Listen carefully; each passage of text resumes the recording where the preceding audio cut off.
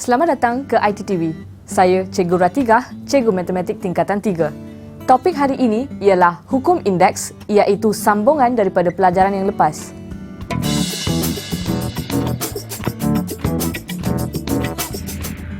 Pelajaran hari ini merangkumi 3 bahagian. Pertama, menghubung kait nombor dalam bentuk indeks yang dikuasakan dengan pendarapan berulang. Kedua, menentusahkan A kuasa kosong sama dengan 1 dan A kuasa negatif N adalah sama dengan 1 per A kuasa N, di mana A bukan sama dengan kosong. Bahagian ketiga, menentu dan menyatakan hubungan antara indeks pecahan dengan punca kuasa dan kuasa. Bahagian pertama topik hari ini, menghubung kait nombor dalam bentuk indeks yang dikuasakan dengan pendarapan berulang. Apabila kita mempunyai suatu nombor dalam bentuk indeks yang mempunyai kuasa, kita dapat ringkaskannya dalam pendarapan berulang. Sebagai contoh, apabila kita mempunyai 2 kuasa 2 dan kuasa lagi kuasa 3. Baik pelajar, sekarang mari kita lihat contoh bagi bahagian ini. Soalannya, ringkaskan indeks berikut dengan kaedah pendarapan berulang. Maksudnya, kita mempunyai 3 kuasa 4 dan kuasa 5.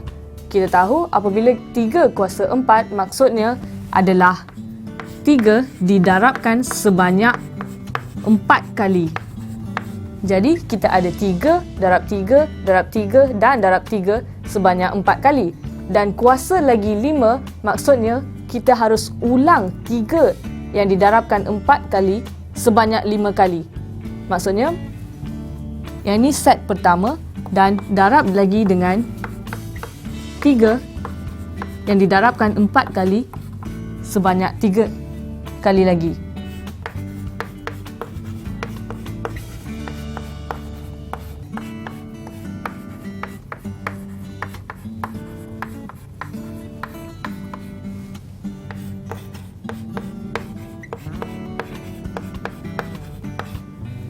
Jadi, kita mempunyai 5 set pengulangan bagi 3 kuasa 4. Jadi, kita juga tahu apabila kita mempunyai nombor yang sama asasnya dan kuasanya adalah bilangan berapa kali ia telah diulang. Jadi, 3 kuasanya adalah berapa nombor 3 telah diulang. Jadi, di sini kita mempunyai 20 nombor 3. Di mana ia juga boleh disimpulkan bahawa apabila kita mempunyai 3 kuasa 4, kuasa 5, kuasanya apabila kita darabkan, juga kita dapat 3 kuasa 20. Faham? Sekarang mari kita lihat contoh yang kedua. Apabila kita mempunyai W kuasa 3, kuasa 6, maksudnya W yang didarabkan sebanyak 3 kali harus didarabkan sebanyak 6 kali. Maksudnya, kita ulang set W kuasa 3 sebanyak 6 kali.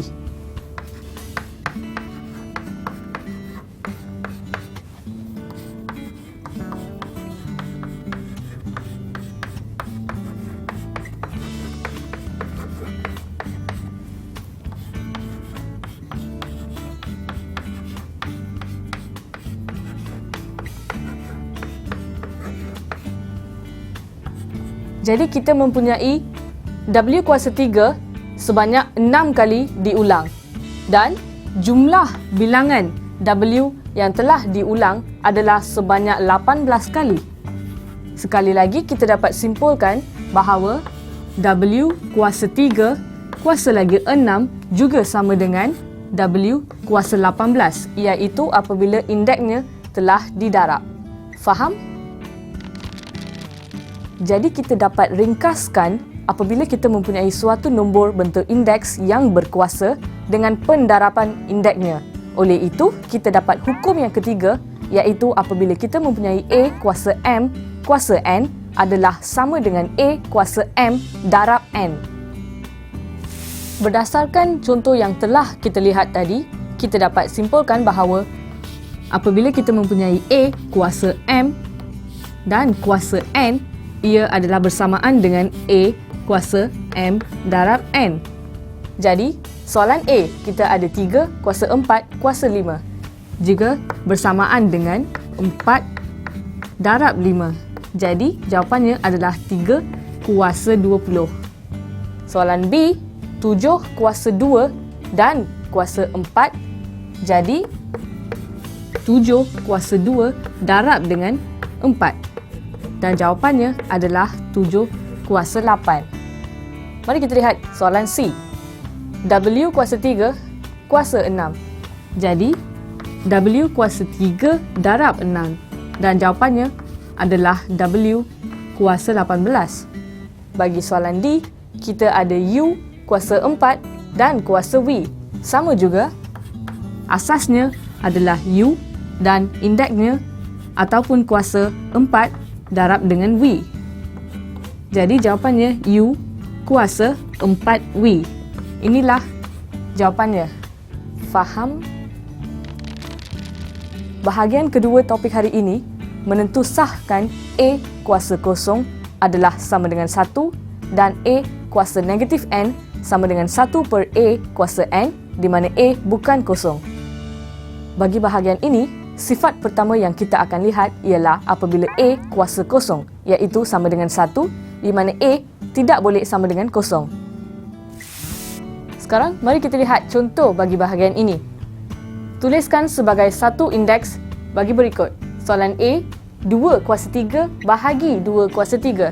Jadi, apabila kita tuliskan 2 kuasa 3 dalam pendarapan berulang, kita ada 2 darab 2 darab 2 dan bahagi dengan 2 darab 2 darab 2 sebanyak 3 kali. Dan apabila kita permudahkan setiap bahagian daripada pecahan ini, kita akan dapat 1. Maksudnya apabila 2 per 2 adalah 1 dan kita dapat permudahkan semua bilangan nombor 2. Jadi kita akan dapat jawapan 1. Dari sini kita dapat lihat, ingat lagi apabila A kuasa M bahagi A kuasa N adalah A M tolak N. Jadi berdasarkan contoh ini, 2 kuasa 3 bahagi 2 kuasa 3 adalah sama dengan 2 kuasanya 3 tolak 3, di mana kuasanya akan jadi kosong. Jadi jawapannya adalah 1. Kita dapat simpulkan bahawa apa sahaja nombor yang kita ada berkuasa kosong adalah 1. Mari kita lihat satu lagi contoh. B, 5 kuasa 6 bahagi 5 kuasa 6. Jadi, 5 darab 5 darab 5 darab 5 6 kali dan bahagi dengan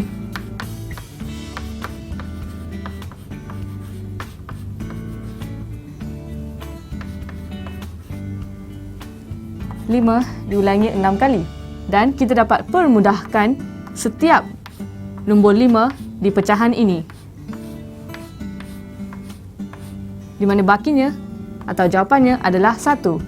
Sama seperti tadi, 5 kuasa 6 bahagi 5 kuasa 6 juga sama dengan 5 kuasa 6 tolak 6, di mana 5 kuasa sifar. Jadi hasilnya adalah 1. Faham? Bagi sifat yang kedua, apabila kita mempunyai A kuasa negatif N adalah sama dengan 1 per A kuasa N, di mana indeksnya adalah indeks negatif. Dan apabila kita mempunyai indeks yang negatif, ia merupakan salingan bagi nombor tersebut. Sekarang, mari kita lihat contoh yang seterusnya. Tuliskan sebagai pecahan bagi ungkapan yang berikut. Soalan A, 7 kuasa 5 bahagi 7 kuasa 6. Mari kita lihat caranya dengan pendarapan berulang. Apabila kita mempunyai 7 kuasa 5, 7 didarab sebanyak 5 kali bahagi dengan 7 kuasa 6, iaitu 7 didarab sebanyak 6 kali.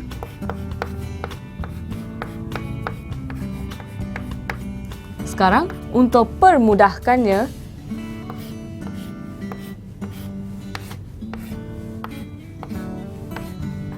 dan kita tinggal dengan hanya satu sahaja nombor 7 sebagai penyebut pecahan ini.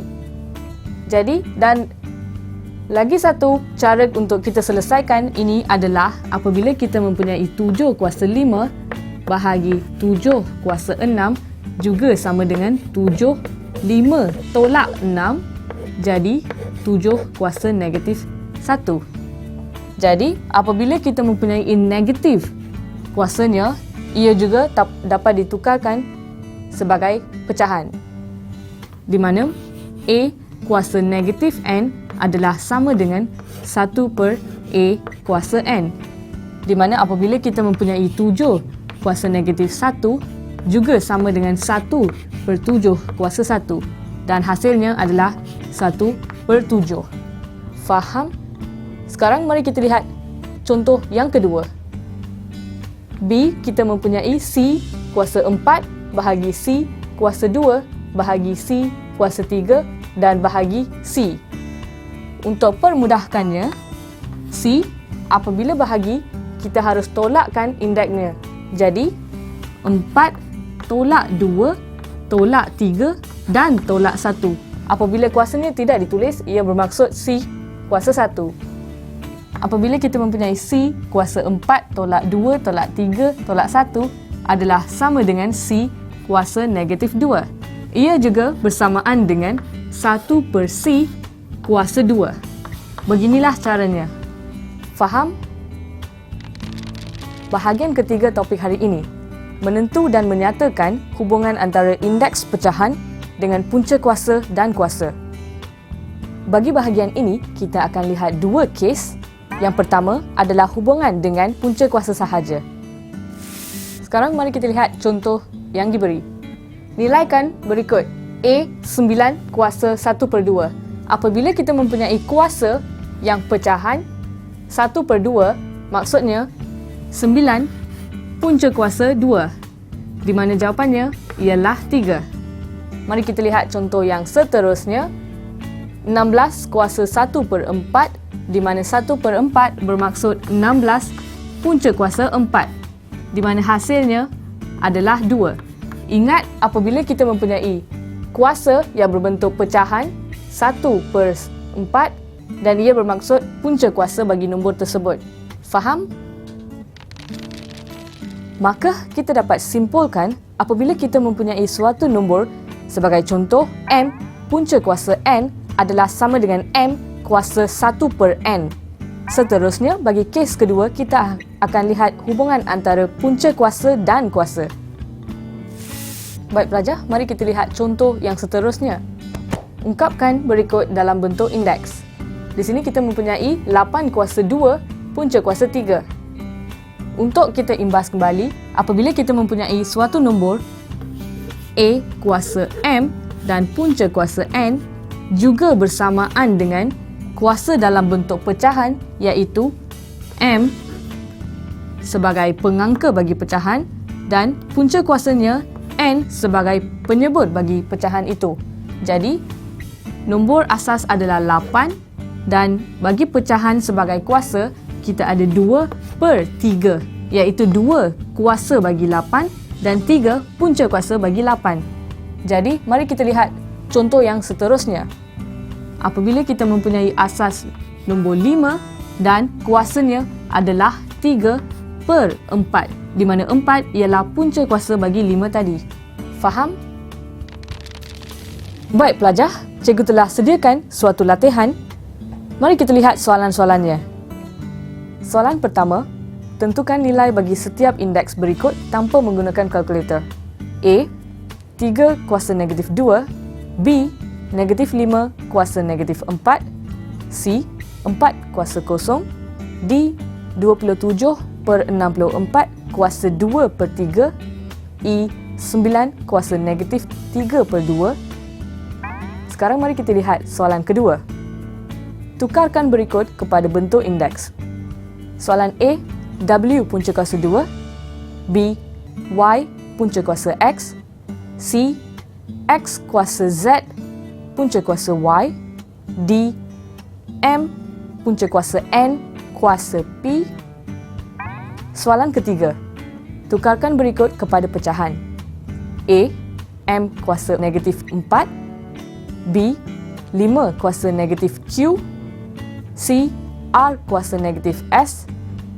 Soalan 4 pula. Tukarkan pecahan berikut kepada bentuk indeks negatif. Soalan A. 1 per U kuasa 2, B.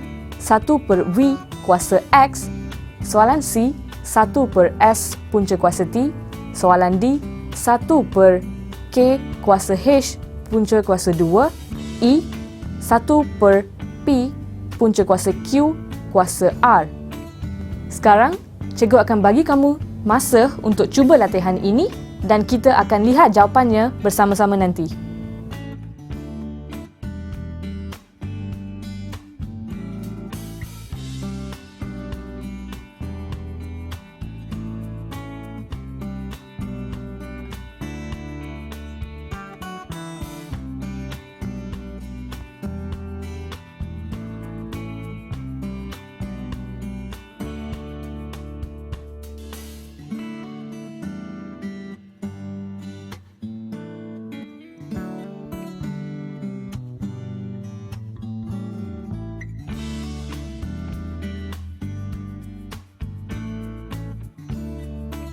Sekarang, mari kita lihat jawapan bagi latihan tadi. A. Jawapannya 1 per 9. B. Jawapannya 1 per 625. C. Jawapannya 1. D. Jawapannya 9 per 16. E. Jawapannya 1 per 27. Jawapan bagi soalan 2. A. Jawapannya W kuasa 1 per 2. B. Jawapannya Y kuasa 1 per X. C. Jawapannya X kuasa Z per Y. D. Jawapannya M kuasa P per N. Bagi soalan 3, A. Jawapannya 1 per M kuasa 4. B. Jawapannya 1 per 5 kuasa Q. C. Jawapannya 1 per R kuasa S. Soalan 4 pula. A. Jawapannya U kuasa negatif 2. B. Jawapannya V negatif X. C. Jawapannya S kuasa negatif 1 per T. D. Jawapannya K kuasa negatif H per 2. E. Jawapannya P kuasa negatif R per Q. Baiklah, kita telah sampai ke hujung topik hari ini. Mari kita imbas kembali apa yang kita telah pelajari pada topik hari ini. Apabila kita mempunyai A kuasa M darab kuasa N, ia adalah sama dengan A kuasa M darab N. A kuasa sifar ialah sama dengan 1, di mana A bukan sama dengan sifar. Seterusnya, A kuasa negatif N ialah bersamaan dengan 1 per A kuasa N, di mana A tidak boleh sama dengan sifar dan N harus lebih daripada sifar. Dan seterusnya, M punca kuasa N. Ia sama dengan M kuasa 1 per N. Saya harap kamu faham apa yang cikgu telah ajari pada topik hari ini. Semoga kita dapat berjumpa pada topik yang akan datang. Bye!